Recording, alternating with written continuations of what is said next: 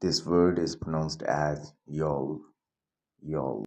Let's see its meaning. First and foremost, it's a noun. Yule refers to a traditional winter festival that has its origins in ancient Norse and Germanic cultures. It historically celebrated the winter solstice, marking the shortest day and longest night of the year. Over time, Yule became associated with Christmas in many countries and is often used as a synonym for the holiday season. Let's see some synonyms and antonyms of this word. Its synonyms are Christmas, holiday season, festive season, winter festival. Let's see some antonyms. This word, non-festive season, workday, ordinary day. Let's see its formality level.